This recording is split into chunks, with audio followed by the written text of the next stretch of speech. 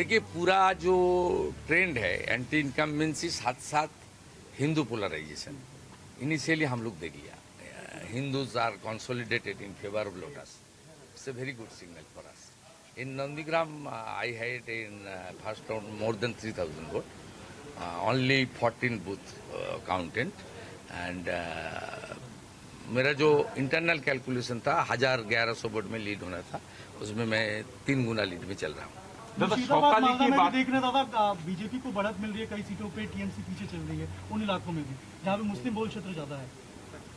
मुस्लिम vote bifurcation हुआ है, bifurcation हुआ है, खास करके मालदा मुर्शिदाबाद उत्तर दिनाजपुर में बाइफर्केशन हुआ है और जो साउथ बंगाल और कोच बिहार जो मुस्लिम ज़्यादा टीएमसी को दे रहा है इनिशियली, लेकिन जिस तरीके से 90-95% हुआ था उनका 21 में 24 में उस तरीके से कंसोलिडेशन नहीं है, क्रैक है। ईवीएम पे आरोप लगाना शुरू हो गया है टीएमसी की तरफ से कई लोग वो झूठा बात छोड़िए।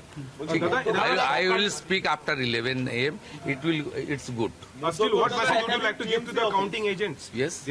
Counting agents को क्या मैसेज देना चाहेंगे अभी की? धैर्य रखना चाहिए, ये कुछ नहीं है, ये सभी इनिशियल ट्रेंड है, बहुत आगे जाना है, पूरा इतना सब माने कूल एंड काम। In Nandigram you're leading by 3000 votes in the first round. Yes. 3,500 vote है।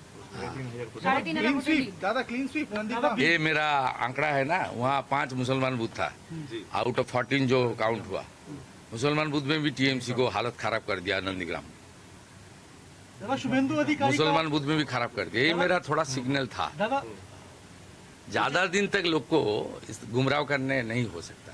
প্রথম দিকে যা ট্রেন্ড তাতে করে মধ্য কলকাতার বেশ কিছু তৃণমূল অফিস সেগুলো ফাঁকা হচ্ছে ধীরে ধীরে। না I am not passing any comment. কেন বহুদলীয় গণতন্ত্রে কেন থাকবে না party office? No it's not good. ওরা যে কালচার করেছে, দেখুন কুকুর মানুষের পায়ে কামড়ায়, মানুষ কখনো কুকুরের পায়ে কামড়ায়। ভারতীয় জনতা পার্টি এসবে বিশ্বাস করে না, বিরোধী পক্ষের যারা আছেন তারাও করুন একসঙ্গে।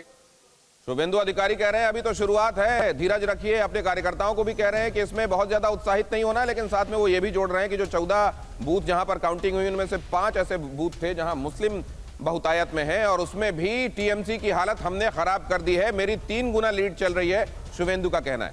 अच्छा दिनेश, अब एक बार क्विक रिकैप कर देते हैं, ध्यान से देखिए, रिकैप करना बहुत जरूरी है आपके सामने। हालांकि आंकड़े चेंज हो चुके हैं। असम में बीजेपी 74, कांग्रेस 28, पश्चिम बंगाल 119 टीएमसी, 122 बीजेपी, कांग्रेस 2।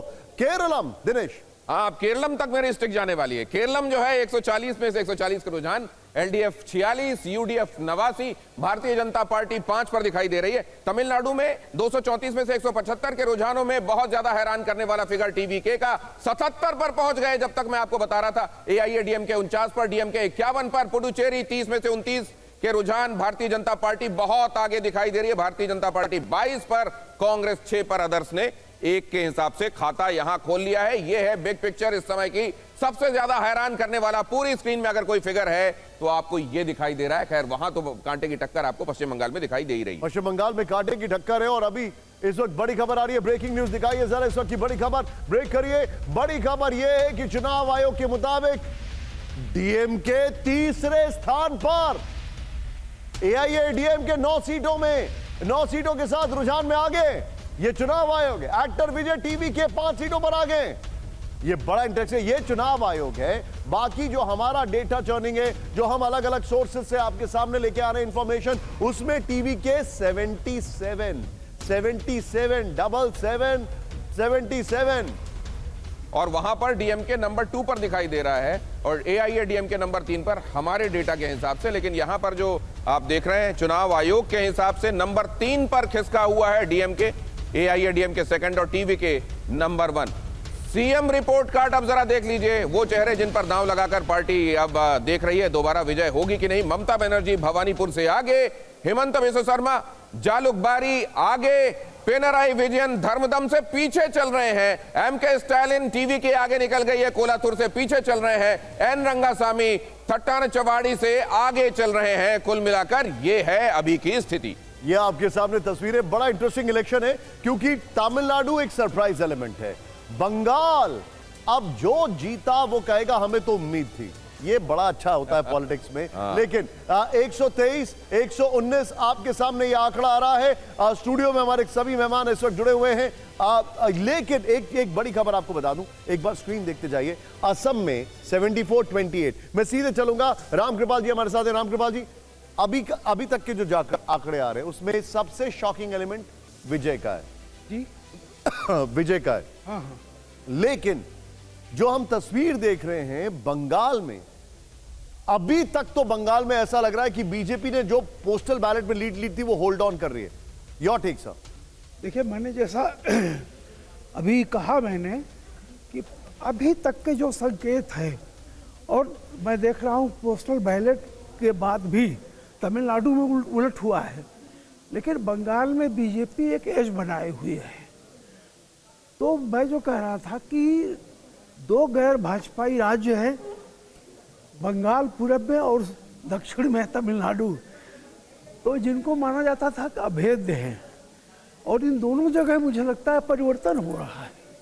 तमिलनाडु में तो क्लियर हो गया है, और जिस तरह की स्थिति है मुझको लगता है कि बीजेपी अपर हैंड रहेगा। हो सकता है कि मार्जिन कितनी हो, लेकिन एक बात और समझ लीजिए, जब फाइनल आप देखेंगे तो इतना कांटे की टक्कर नहीं रहेगी, गैप ज़्यादा रहेगा, चाहे वो टीएमसी के फेवर में हो या बीजेपी के फेवर में।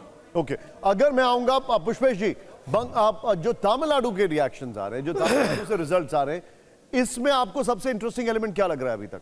देखिए, मुझे जो सबसे इंटरेस्टिंग एलिमेंट लग रहा है वो सबसे असमंजस में डालने वाला है। मुझे लग रहा है कि जब हम बात करते हैं द्रविड़ राजनीति की और तमिल राष्ट्रवाद की। सर मैं आपको थोड़ा सा रोकूंगा, प्लीज पार्डन मी। बड़ी खबर ये देखिए जरा आप, डीएमके तीसरे नंबर पर तमिलनाडु में 52, 53 एआईडीएमके और टीवीके 79। ये बहुत इंटरेस्टिंग कॉम्बिनेशन है, और वो भी आंकड़ा 186 का है। 186, 234 नहीं है, 186 में से टीवीके जो है वो यहां पर 81, 52 डीएमके, एआईएडीएमके 53। ये तो सिर्फ स्टार परफॉर्मेंस है, ये सिर्फ एक स्टार वैल्यू नहीं है, there is much more to it. मैं इस अभी तक के आंकड़े को ऐसे अंडरस्टैंड कर रहा हूं सर, मेरा बड़ा क्लियर कट है। अगर बहुमत का मीटर अगर देखिए आप जरा, 36 दूर है यहां पर टीवी के, 82 यहां पर है, एआईएडीएमके 65 दूर है। सर मेरा अंडरस्टैंडिंग यह है कि अगर आज टीवी के नहीं होते, सपोज करिए, तो क्या एआईएडीएमके कंफर्टेबल पोजीशन में होती? क्योंकि ये बड़ा एंटी इनकम्बेंसी दिखाई दे रहा है। Your take sir. नहीं, मुझे लगता है ये सर एक ब्रेकिंग आ रही है, please pardon me again sir. एक और बड़ी खबर आई है, दिखाइए जरा इस वक्त की बड़ी खबर। डीएमके तीसरे स्थान पर चली गई है, तमिलनाडु में रुझानों में टीवी के नंबर 1 पार्टी। बड़ी खबर, Pushpesh sir over to you.